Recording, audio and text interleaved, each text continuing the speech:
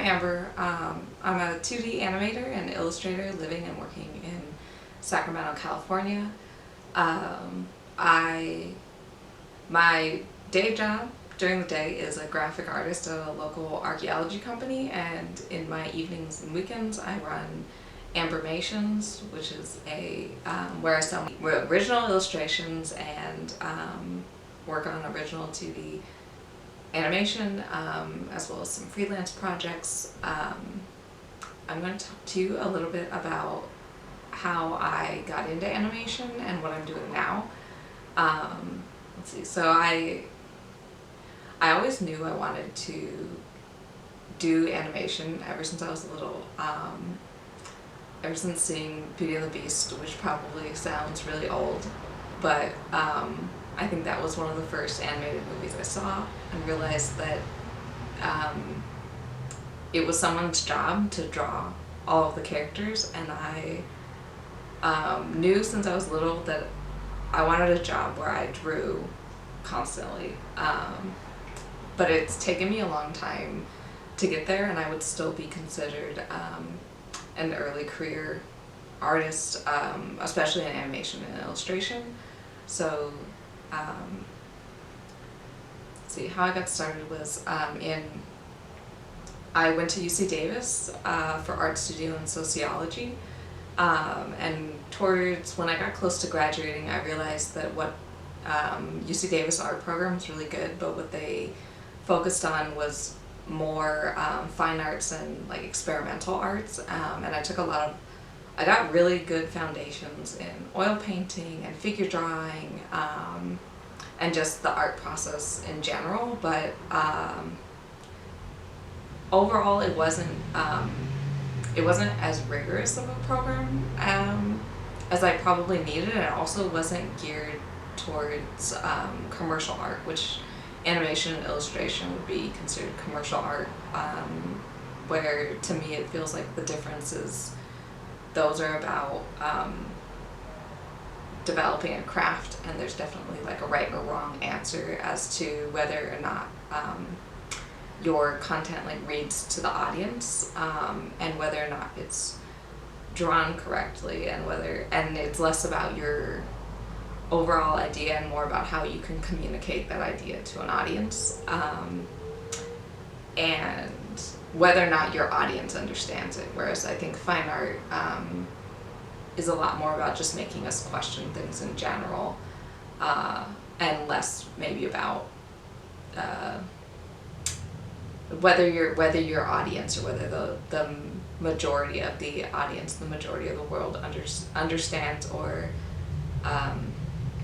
gets like conceptually what you're doing is less important, I feel like, to fine art. So after UC Davis, I applied and got into Cal Arts in Ringling, but it was 2009 and the economic crash, so I ended up withdrawing from both schools, and because I couldn't afford to take a second bachelor's, I would work and then regroup, and my plan originally was to go full-time in animation eventually, but that didn't actually happen. So I got my first full-time job in 2010, where I'm currently still working as a graphic artist for a small archaeology company, which was great. It was part art, it was stable, it's been really great work over the last almost 10 years. And then in 2011, I decided that I didn't want to wait anymore, and I decided to go part-time at the Academy of Art, initially online for an animation MFA, and eventually I started going part-time on campus and just worked out a schedule with my work. You don't necessarily need an MFA to pursue animation. You don't technically need any degree to pursue animation. It's mostly portfolio based. Some people do better learning with assignments and learning in like a college atmosphere, which I think I do. I really enjoyed all of my school time, even when it was difficult. So Some people just prefer that way of learning, but you could definitely learn the same skills online and through a lot less expensive routes. But the reason I went for an MFA was because since I already had a bachelor's degree, Academy of Art is one of the few places that offers a master's in 2D animation or a master's in animation at all, and they basically, you're eligible for federal student loans again if you take a master's, as opposed to, I was not eligible for them to get a second bachelor's. So went to the Academy of Art. It was, for me, the best option. I don't know if it's the best option for other people or right now, but it worked great for me. It was a very difficult program. I struggled a lot.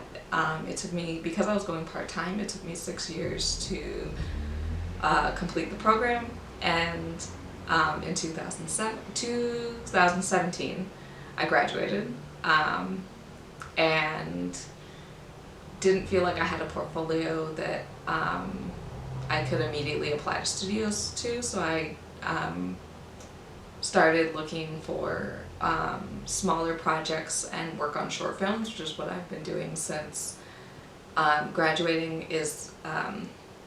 I've done work on short film projects where I've either met through professional organizations for animations, such as Women in Animation is where I met one of the largest projects I've worked on, or just through other connections.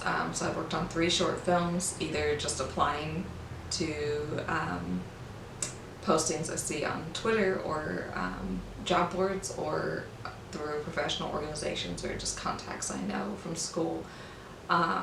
And I've done anywhere from key lighting, which is concept art, paintings of the people who are going to light a scene for a 3D film, to 2D animation, or just simply coloring the cells on a 2D animated film. And then I've also started attending a lot of conventions specifically aimed towards animation. But most of those are in LA, and most of those are not happening right now. But one of the best ones was Ground Zero Animation Expo. It was a very small convention geared towards people looking to enter the field, as opposed to CTNX, which is the largest convention, or was the largest convention for animation, that's geared more towards I feel like more towards students and young professionals and professionals that have portfolios that are ready to make connections at the studios.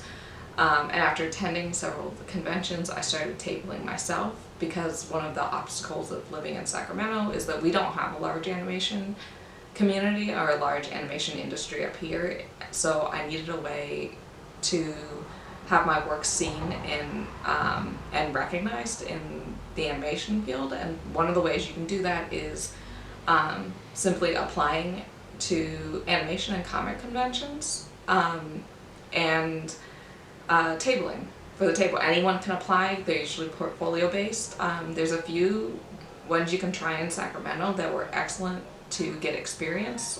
My first convention, I think, was in 2018, doing the Sacramento Women's Mini-Con, and it was a small 3-foot table. There's no table fee, and it was a great experience to just learn the process of selling, and it's a really good environment for learning about working professionally as an illustrator and working professionally as an independent artist, because when I was at the conventions, I felt like everyone there was really willing to share information and help other people. My first convention at the Sacramento Women's Mini-Con, the girl next to me was another local artist. She explained like her entire process for selling, where she got her information, where she had things made, and it was just like so much information that you would it would be so much great first-hand information from her on how to do it. And then every convention I went to, I feel like the other artists were like that, where they're very willing to share information with you. It's a great way to meet other people, great way to just learn about the other industry and get to know other people in it, and a way to kind of break the barrier of how we're told a lot of times that animation and creative careers are a lot about who you know to get a job, and not necessarily in who you know and whether or not your work is good. And so that's kind of how I got to where I am right now. I'm still, like I think I said earlier, more of an early career artist, and so right now I'm still working full-time as a graphic artist here in Sacramento, but I'm also looking to grow and working to grow Animations, which is my animation and illustration business that I take to conventions.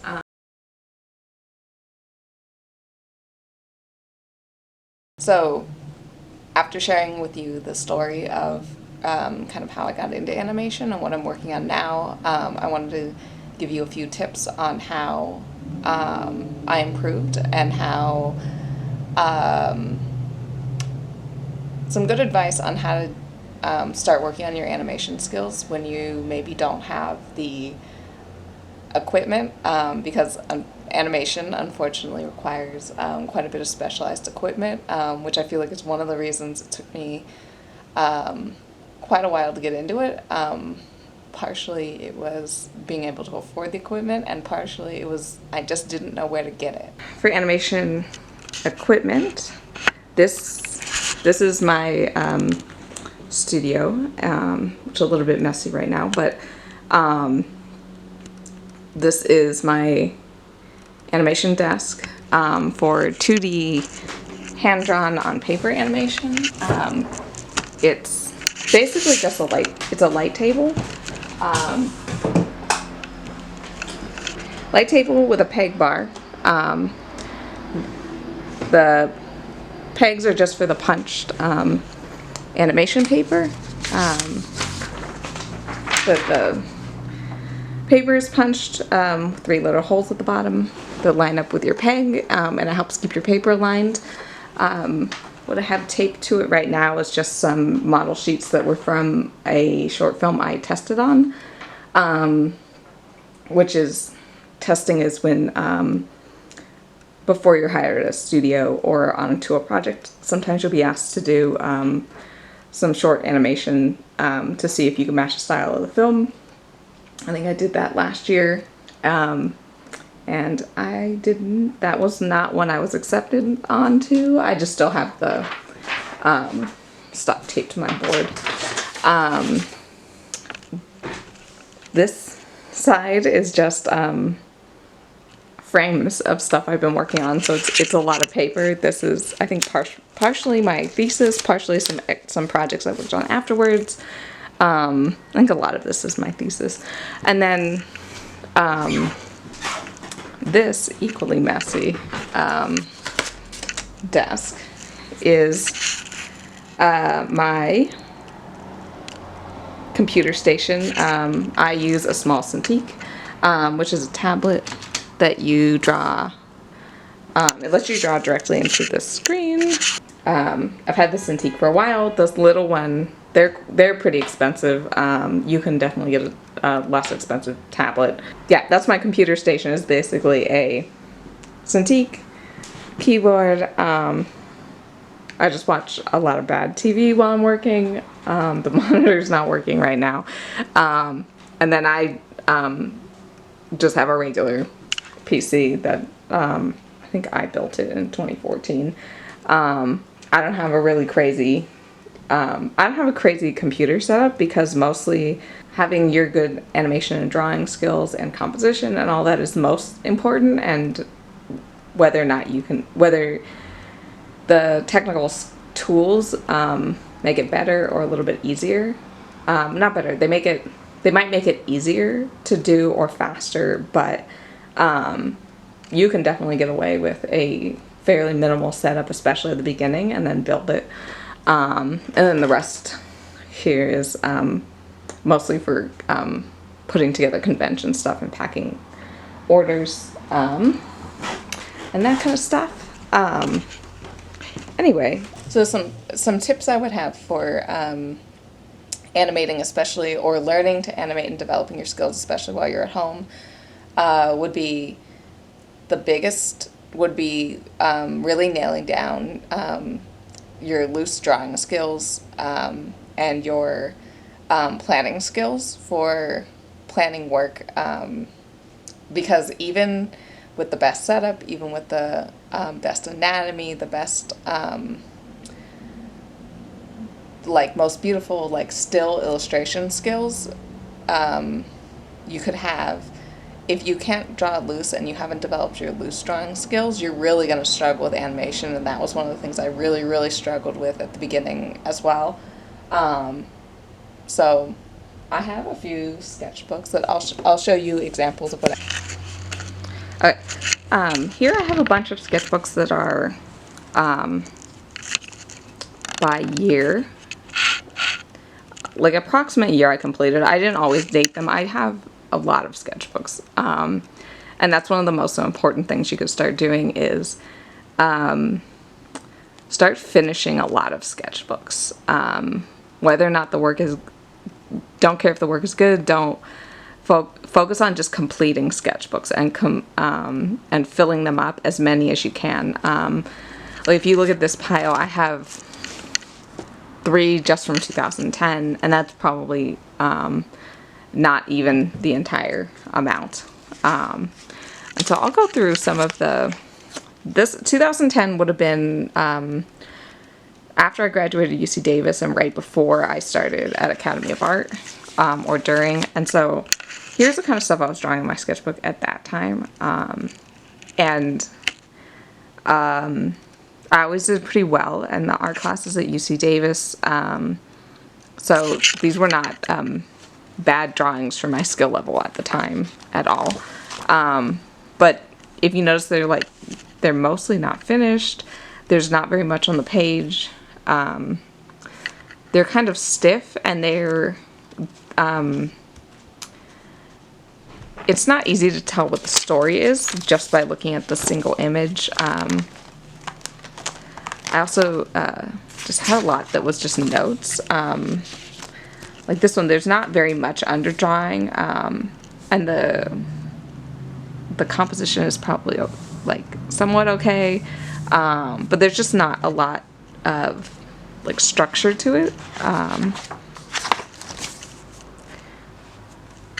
And even thumbnails, it's super hard to read, super struggling with anatomy, struggling with posing, all kinds of stuff. And they're just overall just very stiff drawings. I was trying to make a good drawing, and a good drawing in the first image. And it's not that these are bad drawings. That's just an approach that won't get you very much life in your drawings. And you can,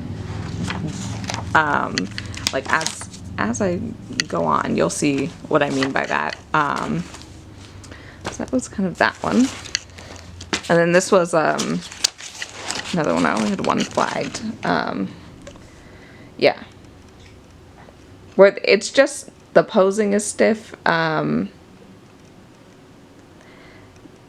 Like the posing is stiff. It doesn't have much character to it. She's not saying too much with her pose. And the same, that's just my main overall critique, is that these are fairly stiff drawings, especially for sketchbook drawing. I was really focusing on trying to make a final image. And then this stack is a little bit more recent. Okay. And then as an example of kind of progress, this is a sketchbook that was, I probably did it, I didn't date any of these. It was probably 2014 or 2015 that I was working on this sketchbook. And you'll see that, especially compared to the last one, the characters are a lot more, they're more interesting. They're more varied shapes. There's a little bit, like, they just feel more confident overall. Yeah, it's not going to stay there. But then you can see that when I didn't have, that was for the last ones were a specific project. When I didn't have a specific project, I was still kind of struggling with the pose and like what I'm saying in this pose and anatomy.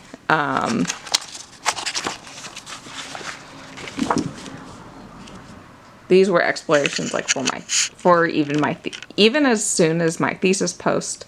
And you can definitely tell from the last one that they're a lot more dynamic, and than the last one, but they're still pretty clean, pretty much going straight into clean artwork, and you'll see like there's not too much exploration at all. And same with these. This is for a comic book project I did for a friend. There's a lot more movement, a lot more character, and a lot more storytelling in these, but there wasn't a lot. They're still fairly stiff. There's not much like exploration in these. Is that the last one? That might be the last. Yeah. And so at this time, especially during this time when I was working on my thesis, and you'll notice I'm not very precious with my sketchbooks at all. At the time when I was working on my thesis, I was really struggling in school and really, really struggling to learn animation. And I eventually just got frustrated and realized that I was having a lot of difficulties producing ideas from my head. Oh no, I almost dropped it on the cat.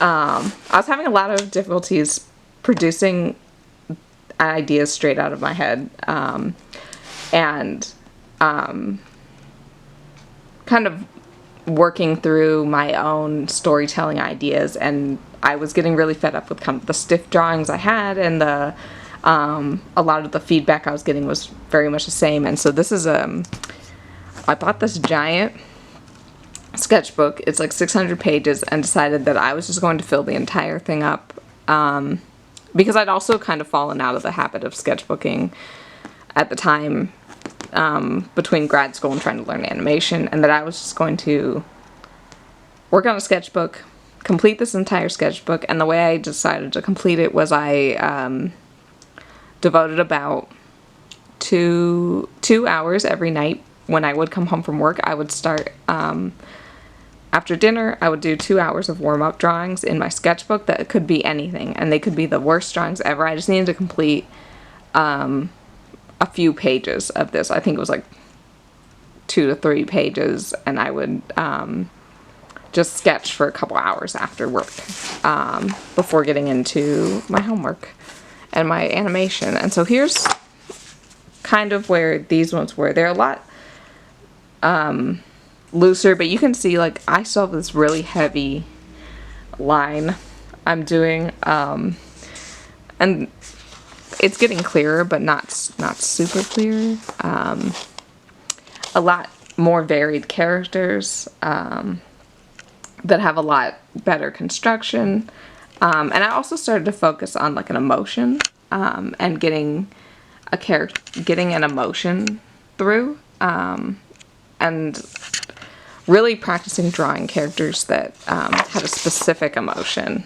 And then as I started to just do a couple pages a day, I started focusing on like either how I felt that day, or sketches of what happened, and trying to get that mood down on paper. And it could be as rough or as bad as I wanted to. I was never going to really use these for anything else besides drawing. In my sketchbook, they were really never going to get shown to anybody else. And then you'll see, I did this for the amount of time that lapses between those drawings I just showed and these ones is huge. It's just like days and days of working, and sometimes I was tired and this is all that came out. These scribbly shapes, sometimes I just tried to get down different ideas, different thoughts, different anything. and didn't really care if they were good or bad. And then eventually all of that got boring. And where I feel like I really started to improve was drawing with pen. And so if you ever hear from anybody else, like I heard it a lot, was that you really should be sketching in pen, because it forces you to commit to your lines. It's 100% true. I saw a huge jump in like my confidence of drawing characters and drawing emotions when I started doing loose drawings in pen. Like these tell a lot more about the character and what's happening in a single image, and a feeling than my previous drawings, especially the very early ones that were in very, very light pencil, also from back in 2010. And you see, it was the same thing where it was just pages of how I felt that day, practicing different emotions. I was probably in grad school and I was super tired all the time. So a lot of these will relate to that, even now. And then I started to get into more, telling more complete stories, things that had backgrounds, things that, like a moment, trying to communicate like a moment, and seeing if I could get the correct, emotion and setting and, that type of thing.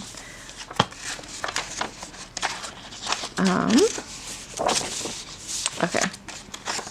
And then where I felt another huge jump was after I had sketched in, the other ones were in Sharpie or ballpoint pen, which is still pretty forgiving. I started using my big Prismacolor markers to do these way looser drawings, and these really, those markers really force you to commit to a line. And I'm sure when I first started, I was like, these things are coming out terrible. But eventually you get the hang of it. And I feel like this is probably something I need to go back to, looking at these now. Because also it forced me to think about composition and color and, or composition and value all at the same time. And you couldn't, you had to be pretty quick, for them to be readable. You couldn't have very many lines. And then I would try it with other pens. These were, like these cool Japanese pens I would buy, which I don't think I have them anymore, but looking at these, I kind of want to go get some. And these have a lot more, like you can tell, just a lot more character, they're a lot more expressive, in and of themselves, and especially at the very beginning of even just this sketchbook.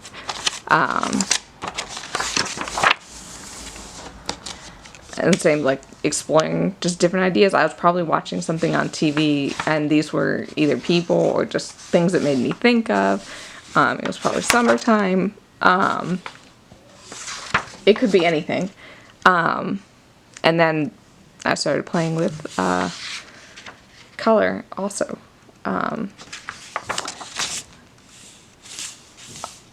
Yeah, and you also see, like, now these are, like, the entire page is full towards the end of the sketchbook.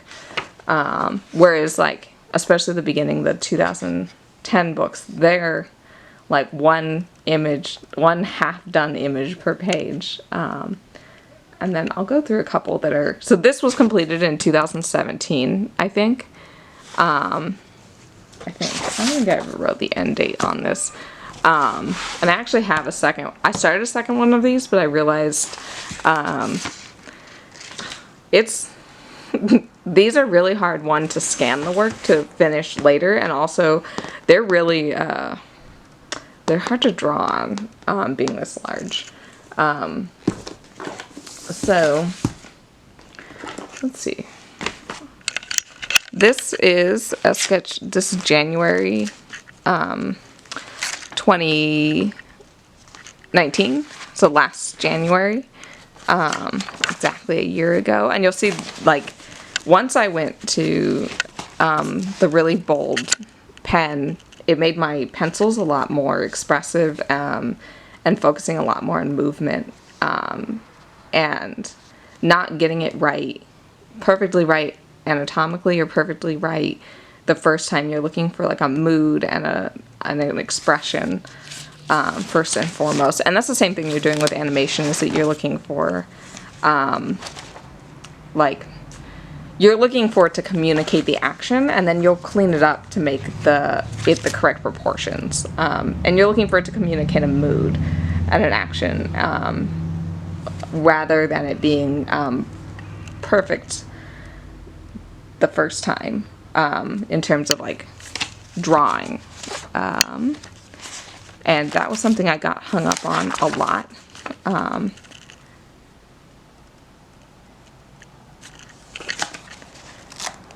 And then I went back and forth between like whether or not I was drawing in pen and whether or not I was drawing in pencil. And doing that just helps you stay loose and helps you stay,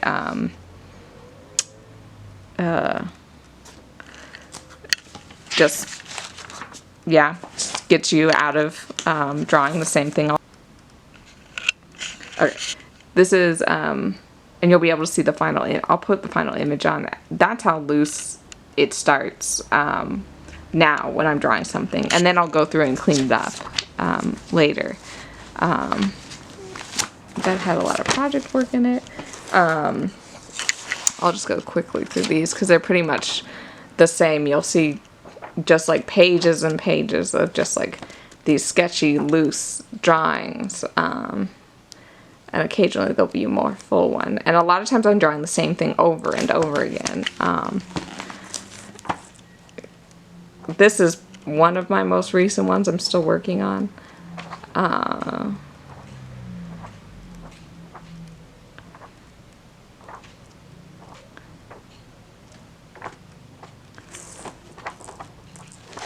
And then, this is probably my most recent. I work on a few at the same time, like experimenting with different materials, just like sketchy, pen, working on composition, working on telling a whole story. Sometimes there's comics in here, and then back to just like this is like these really cheap felt pens, which I really like drawing with right now. And it's just like random ideas and random movement and random expressions. And you would think like looks like it's just doodling, which it is, and it doesn't really get you anywhere. But I feel like doing this meant that when I went to go animate something, I had a lot of practice of taking the ideas that were in my head and putting them on the page and communicating movement, and communicating loose movement, that it's much easier to refine your loose movement later than it is to try to correct and breathe life into stiff but perfect drawings. And so if you start here, you can eventually get to a perfect drawing, or like a rendered, anatomically correct, like drawing. But if you start really stiff, it's very hard to bring back like the type of life you would be looking for. And some of them, like I tried to redraw, like I abandoned this one. I tried drawing it a couple times. Like some of these are not readable to other people besides me. This is something I'm currently working on. And like a lot of these are just ideas I'll come back to later. Some storyboards for an animation I might dive into later. Yeah, and actually looking through some of the other artwork. I've been really tired lately, so a lot of this stuff all looks the same, just because I don't have a lot of brain space. But looking through my big sketchbook, I feel like I probably need to break out the giant pens again. And also working on something this big meant that, because I was really wanting to finish it, I worked on like huge, or because I really wanted to finish it, I like just came up with like anything to draw. Whereas like when they're small, sometimes you're like you don't mind drawing the same thing over again, and you just don't really realize that you've been doing it. But anyway, I hope that's helpful. I hope that makes sense, that your